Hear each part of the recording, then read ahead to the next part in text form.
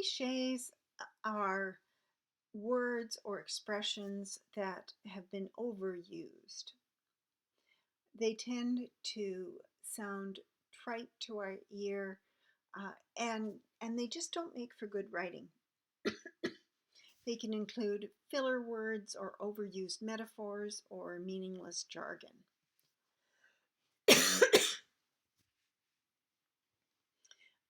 Because you're primarily doing business writing or public relations writing for this course, I want to focus on the kinds of expressions that you might run into in this discipline. The kinds of cliches that you might run into in business writing are things like, at the end of the day, take it to the next level, touch base, hit the ground running, reinvent the wheel. I don't know if you've run into these. Some of these are a bit old fashioned. I got these from an article online. But they are the kinds of things that you hear used quite frequently. Anytime you hear one of these expressions that you know is really familiar to you and you think maybe it's been used an awful lot, try to avoid it. Often these kinds of expressions, you take them out and you don't lose anything in the sentence. They just clutter up your writing and make it boring, really. So watch for that. Here are a few marketing cliches: results oriented, win-win, best service, conveniently located, once in a lifetime, perfections, integrated solutions, up and coming. Oh, I think we've all heard these, haven't we? Uh, and I hear myself using some of these mostly when I'm speaking. And cliches are there for a reason. They become things that click with an audience, and so you end up going for a cliche because it's something that's familiar to you, and also you know that it's familiar to your audience. And in that way, it can be an effective technique for writing, except that when you get to that point where something's been overused and it almost loses its meaning over time. So really be watching for these kinds of expressions, and there are many. This is not a complete list by any means.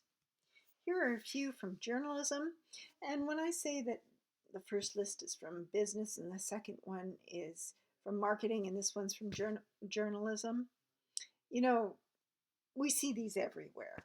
So at first glance, upon deeper reflection, begs the question, and something is no exception. Critics say, be that as it may, if you will, make no mistake, tired old expressions, they've been used too much. I got these quotes from an article in prdaily.com, words and phrases PR spokespeople should avoid. These are some great examples. Humbled. Hillary Clinton once said in a speech that she was very proud and very humbled, which is pretty much impossible at the same time. Recently, the Labour Party's Janet Davey told reporters she felt humbled and delighted to win the Lewis Shamizi by-election. The word you are looking for, Janet, is honored. So that's a bit spicy from PR Daily. But true enough. Uh, most people don't truly feel humbled, but it almost feels, I think a person almost feels obligated to say they're humbled, because if you don't say you're humbled, then maybe you feel like you'll be accused of being arrogant or something. But it's been used so much in speeches, particularly if a person is accepting an award or they've won something, that it has virtually lost its meaning. Passionate is another one. Do you believe it when a spokesperson says we are passionate about customer service? I think most people don't really believe that claim anymore. For me personally, when I'm in the role of a customer, I want to see good customer service. I don't want to be told that someone's passionate about customer service, because I've sat way too many times on the line waiting for someone to take my call, and I'm sitting there for 2 hours, sometimes 3 hours. No, I want to see that you actually give good customer service, not that you say you're passionate about customer service. Pleased to announce. News outlets aren't going to use quotes of spokespeople saying how pleased they are to make an announcement. They will use quotes that show why and how what you are announcing should matter to their audience. Yeah, and I think that this is, true for all of these. I want to see that you're passionate about customer service. People want to see someone who accepts something humbly and not be told that they're humbled. And the same goes for pleased to announce.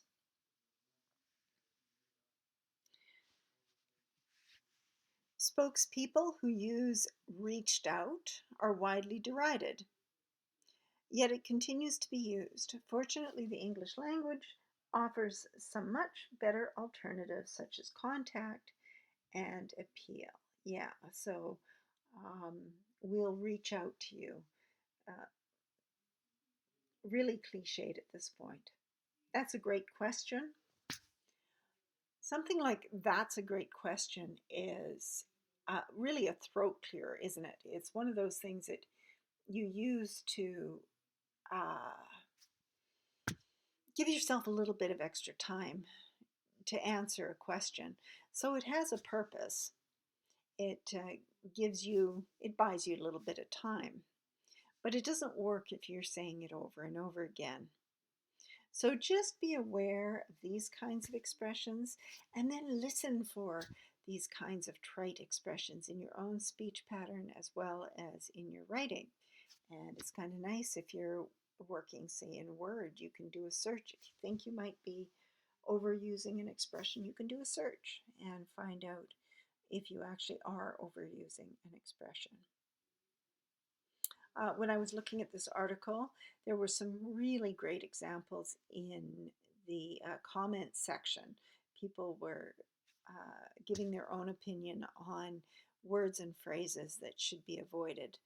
And people were talking about expressions like disrupt and let me say this and going forward and revert back and impact and impacting and impactful. For me, one of the expressions that I've grown to dislike over the years is politicians when they start a sentence with look. And usually that's done, I think, defensively when they're challenged on something and they're irritated by that challenge and they they want to come back at the other person and they say look, and then they start their argument. So there's all sorts of these. Just keep your ears open for them and be critical of your own writing and your own speech patterns.